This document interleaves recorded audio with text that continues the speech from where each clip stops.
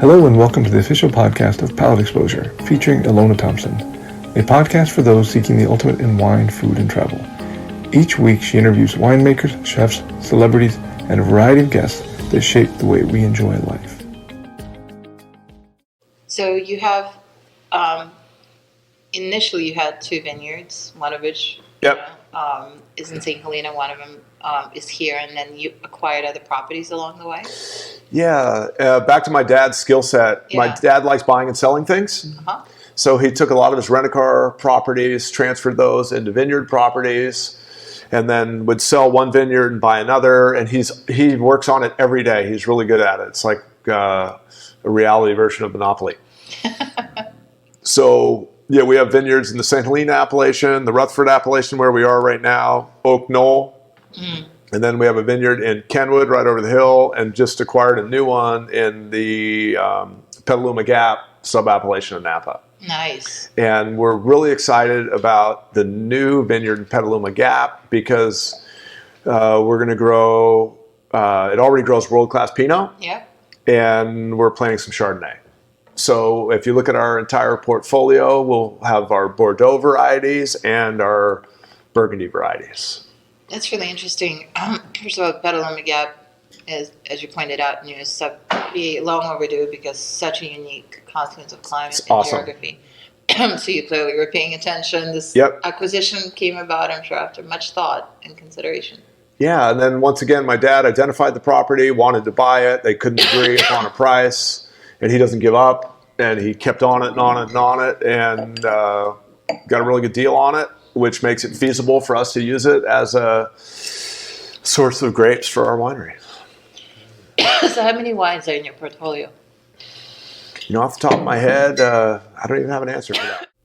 So we were talking about your portfolio, and it's so extensive that you said I can't. Oh, so yeah, we've made lots of different wines. So basically, through our distribution network, Sauvignon Blanc, Merlot, Cabernet. We make our Leonardini Estate Cab, and then our red blend called Tre Leone. So basically 5 wines through distribution.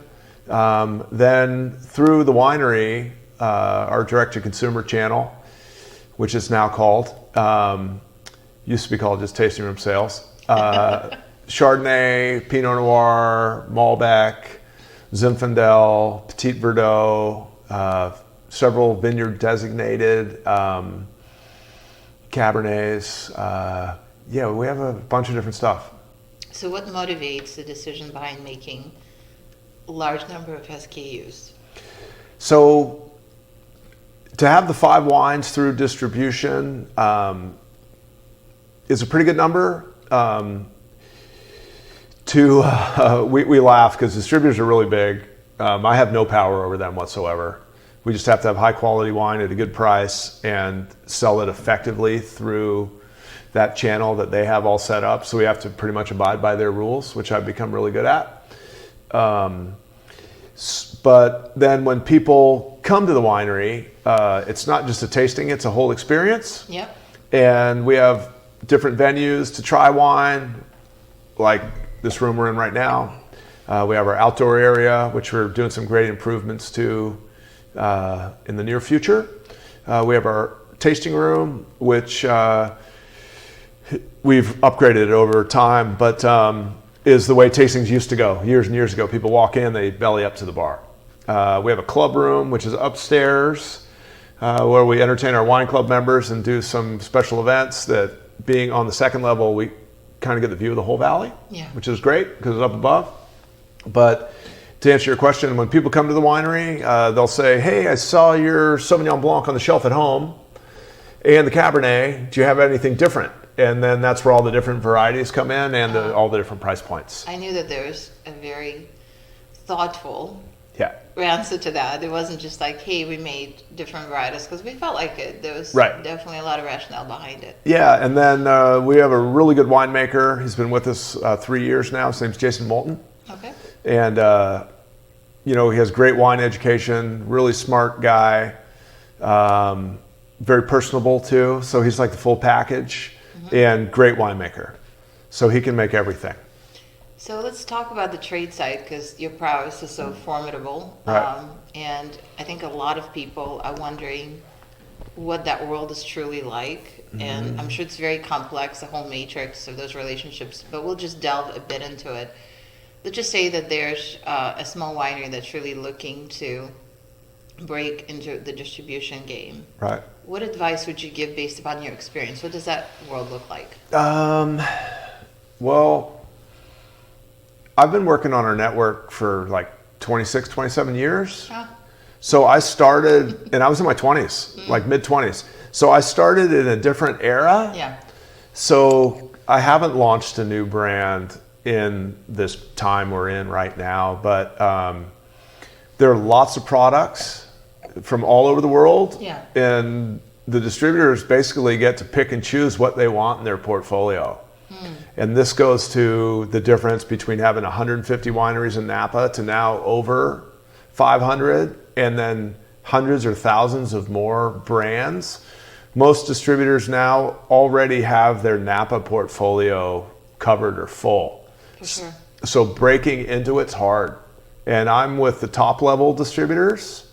We're teamed up with Young's Market, Republic National Distributing Company, and Breakthrough Beverage, and then a few small guys in between. But breaking into those big ones right now is really, really hard. Would you say don't do it? Focus on DTC, which is direct to consumer. I would never say don't do something, because there's always an opportunity. Yeah. And you have to sell wine through all the channels. So it's making good wine, meeting people face to face, getting your foot in the door, and then together growing your relationship with that distributor. So they in turn make money off it, we make money off it, and then all the salespeople who are actually the boots on the ground, you have to gain their confidence too, because they're not always seen, but they're a really important piece of that channel that are face to face. So as much as everything is tech oriented now, our industry, a lot of our rules and patterns started right at the end of Prohibition. Yeah. So it's sitting down with that wine buyer at the restaurant or the wine store, having a relationship, and then they drag me in with them, and I get to make my presentation, and hopefully those accounts pick it up. So at the end of the day, it's really about relationships. It is, and I hated hearing that, Alana. I hated it when I started because I didn't have any. Yeah. And now I have lots. And then when people cross into, okay, it's a business relationship, now it's my personal friend, and I've met their wives and kids and do activities outside sales with them, they just sell your wine, and you don't really have to, my dad will bust me for this, I really don't have to do so much with a lot of those good customers. Yeah, but you've invested. I have. You've nurtured those relationships. That's why it didn't just come about. No, and then thank you, and then back to the beautiful Napa Valley, Yeah. they all come here. Of course. So this is where living near the winery is great. Get to entertain a lot. Yep. At the winery. We have way too many good restaurants around here. Napa complaining. It's like, where do we go? They're all great. And then those same guys and gals bring their spouses and their families, and you get to nurture that relationship. What do distributors look for in the business side of it? Is it the size of production, the price point ratio when they can have the margin they're looking for? Is there any identifiable criteria that you've learned works? They're looking for good partners. Ah. And then you have to have a feasible product that'll sell in the marketplace. I see. And its quality, and the price of the wine, of course. And then if you're willing to do the work, if you're willing, it's kind of, I try to explain this to friends in other industries. It's like, we grow the grapes, we make the wine, I sell it to the distributor, and then I have to travel on my own dime and help them sell it. Yep. So it's kind of counterintuitive compared to a lot of other industries, but it is how ours works. So Yes. you got to go out there and do the work. And I've spent thousands and thousands of days on the road. I've flown millions of miles, and pros and cons to each. So I've done that work. So there's your answer, soup to nuts. Yep. One time when it goes from grape to glass, and then it starts all over again when you get to sell the Yep. final product, and that's a whole cycle onto itself. It is. It is. And once again, it's really fun. I keep using that word. So, yeah, and we're lucky here. And the other thing the distributors want to identify is, do you have a legitimate, reasonable business with a plan, which we do. We've talked about that a lot. And then owning our own vineyards and actually having our own building with people and a winemaker and barrels. And so we do the whole thing from A to Z. And that's what they want to identify with. Very important. So we're not just some flash that's going to come in, buy some grapes, bottle it up, and then flip our brand to another company. That's not our business goal. Very important. So you exercise control. You have a built-in system where you Yeah. have a say in every aspect of production and distribution. We do. And then if we don't have a good partner with a company, then we switch and move on and find another one. Again, ideal case scenario, and your dad set it up that way. Yep. And then back to foresight of my dad, with my dad being in the car rental business, which he did really well, I always thought my dad would own car dealerships. Yeah. And his thing was, well, you can own the car dealership, and then the factory can open one across the street. So he couldn't control everything. And I was actually bummed at my dad because I always thought I'd be in the car business, and I love cars. So, but by buying the winery and growing our grapes, we can control everything. And winery ownership is a really tough business. There's so much more that meets the eye. Yeah. It's very high cost business. It is. It's January. We talk about that every day. Yeah.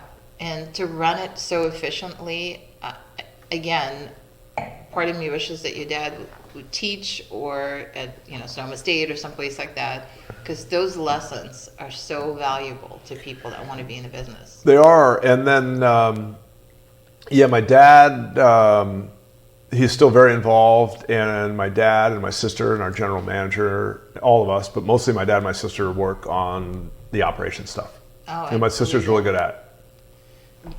You really, to me, is a poster child of success, the way that I define it anyway, in Napa Valley, and it's not tied to even the phenomenal vineyards that you chose to buy. I'm not discounting that, or the production size.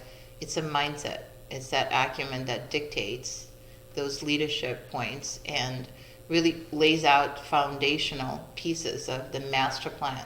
Yeah. That makes everything else, more cohesive and work together, as opposed to saying, wow, what a beautiful place, I want to start a business there. That's not how Whitehall Lane Winery works. No, and then, it actually, having the winery and living in Napa complements my work travel a lot. Yeah. Because life here is, we have spectacular weather, and a lot of our customers come here. So it's pretty funny when I'm at home, I do all my outdoor activities and work, and I don't really go far. I'll go to southern Napa, I'll go up towards Calistoga, and I don't really leave.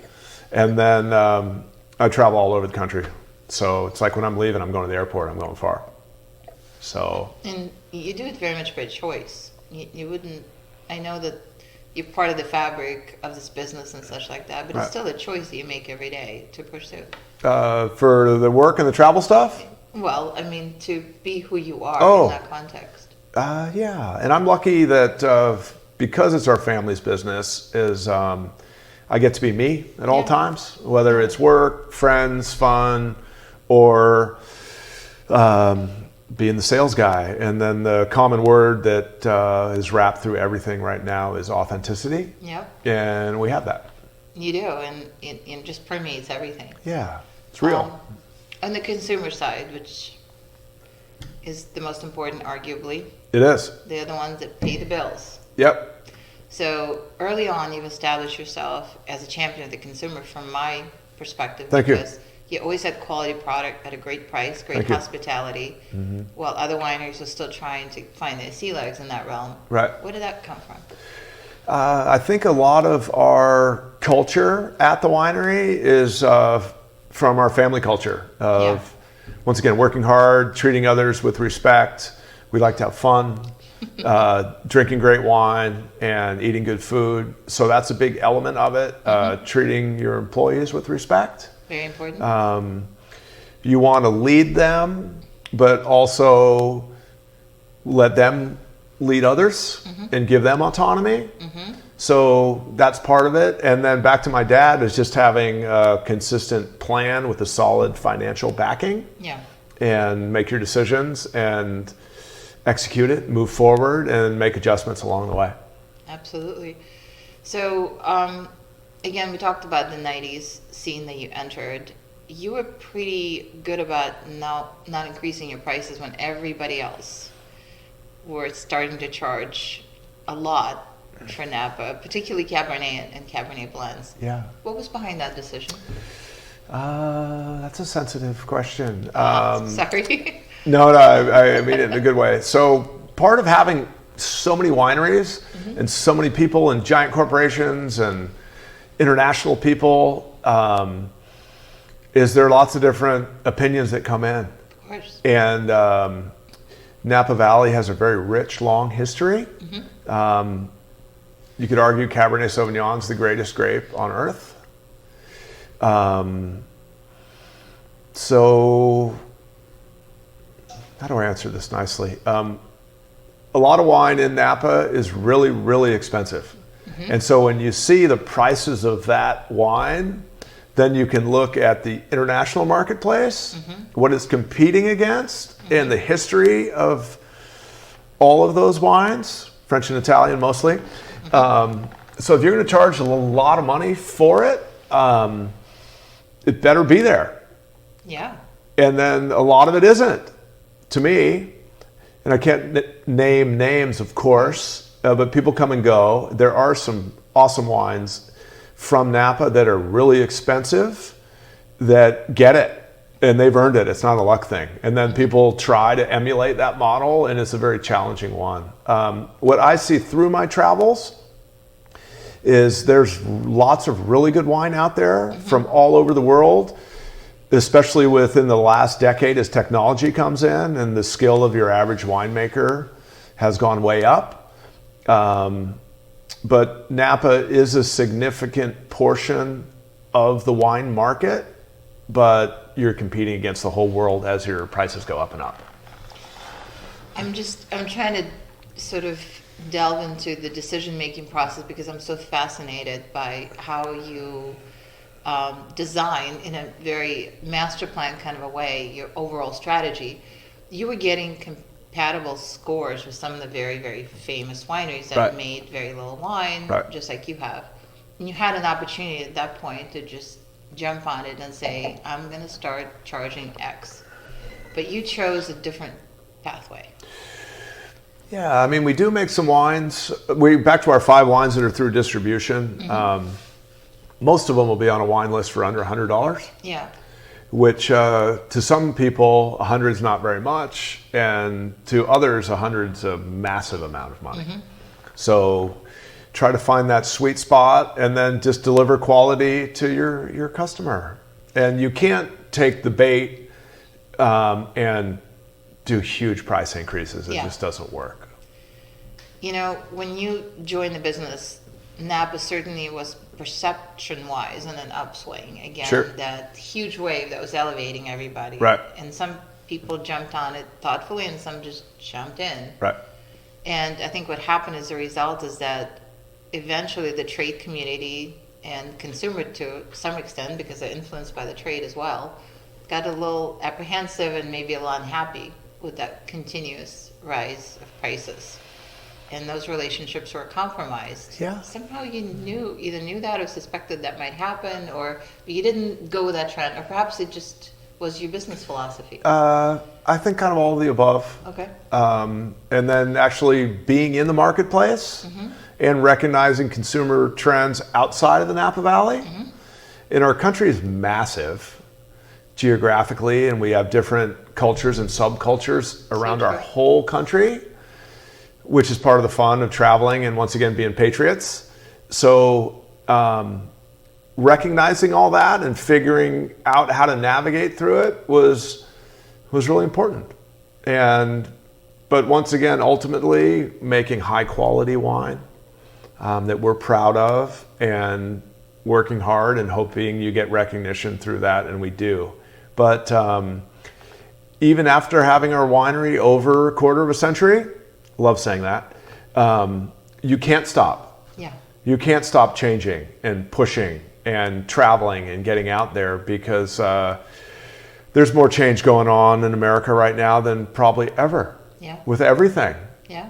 So 25 years ago, and we do really well, and we have an established brand, I would have assumed that would be even stronger than it is right now. Mm-hmm. So luckily, we're able to adjust and keep changing as things go. And that's where it's fun to incorporate other family members that are younger and see what their trends are and what they're spotting and what they think and what type of user experience they want when they come to the winery, and labels and all that stuff. I love that word patriotism. I don't think it's evoked enough, because it says so much. It's not just loyalty to the United States, but patriotic can have a lot of meanings. How do you define that? So as Americans, I mean, I know some people do, but in general, we don't live in fear. We have a stable government, we have a stable economy, we have a stable currency. So that sets the foundation. You know, we can travel freely around.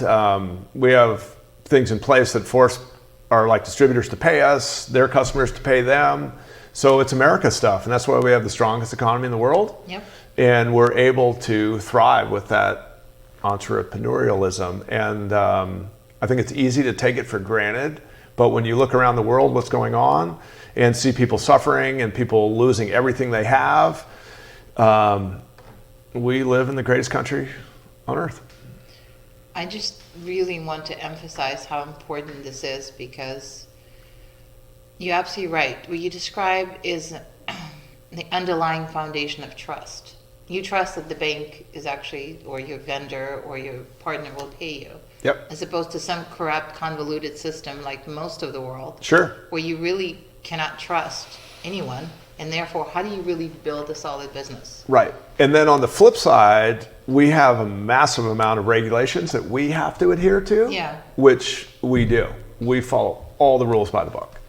So you have to do that, and then you gain from the other side too. So. And you know, a lot of people again see the wine country as something very romantic, a getaway spot, and that's completely valid, and that's how it should be. Right.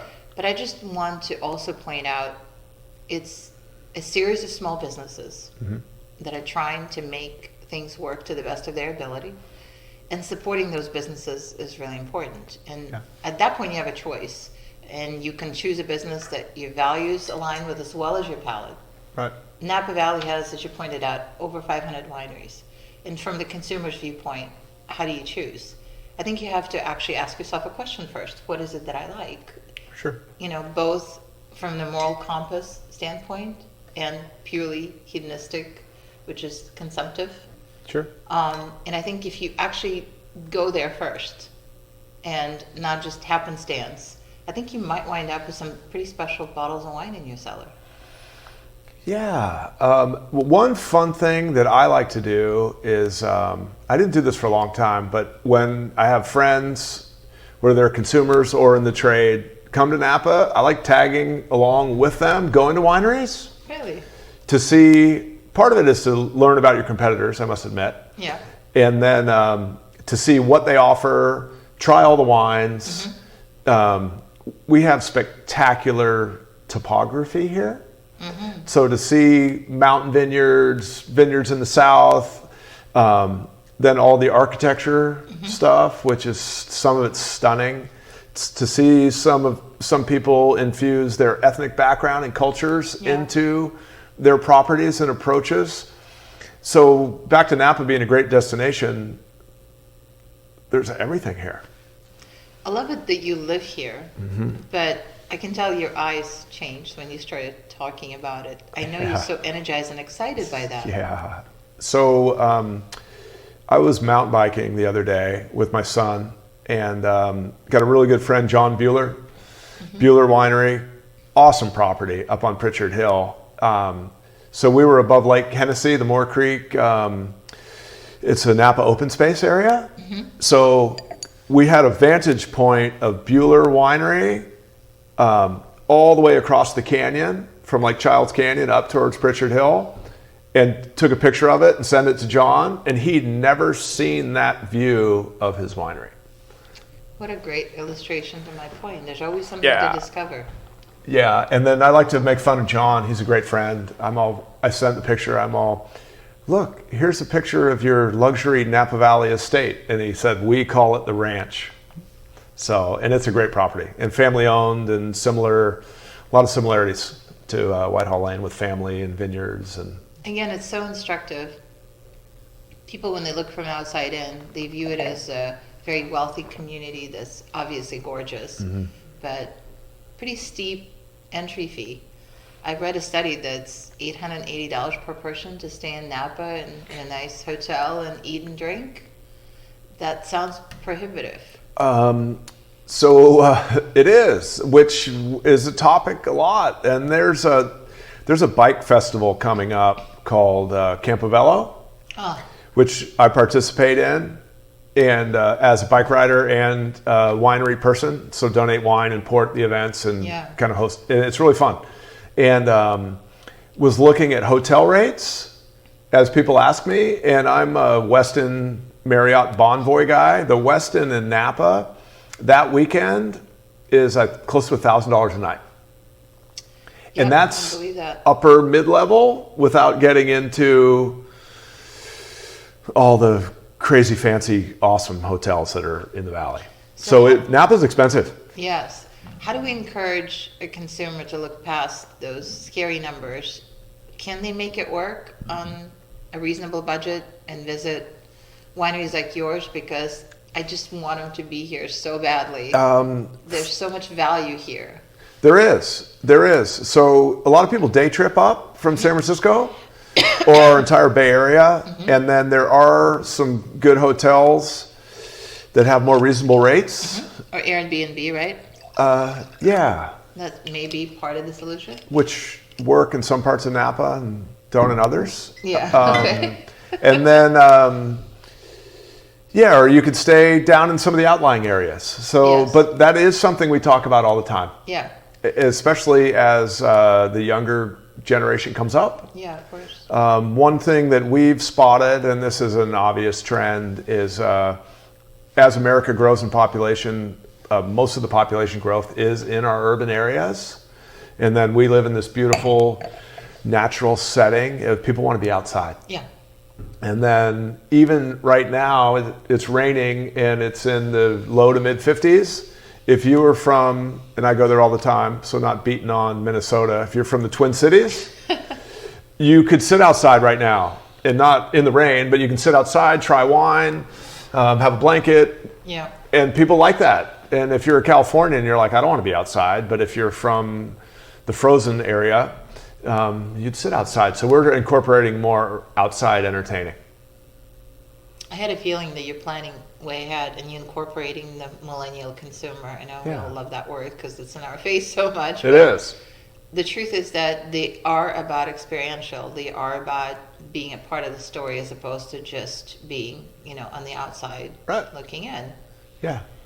So I know you're planning for it. And We are. The message here is get your butt to the valley, somehow figure out your accommodations. But once you're here, I think the quality of experience that you will have with wineries like yours is really lifetime memories. Agreed. And then they're wineries for everyone. I like all the family-owned ones. Yes. Those are my favorite. The big companies are great companies and they employ great people, but it's just a whole different experience. Not bad, just different. Yeah. And then, we have world-class restaurants everywhere. Indeed. And but if that's not your thing either, there are lots of food trucks. Yep. And then we have really good markets. Yep. That you can pick up food and go sit outside somewhere and eat. So you don't have to go to the fancy restaurant. So there are lots of options. But Napa's expensive. There's no getting around it. I really love the message of making the experience your own. Like you said, if you do some research, and I know young people are so good at that, it's second nature. Sure. You can find those inexpensive ways to actually be here. But once you're here, I promise you, odds of you falling in love, high. Yeah, it's spectacular. The conclusion of this interview can be found in the next podcast, already available for your download. Thanks again for tuning in to the official podcast of Palate Exposure, featuring Ilona Thompson.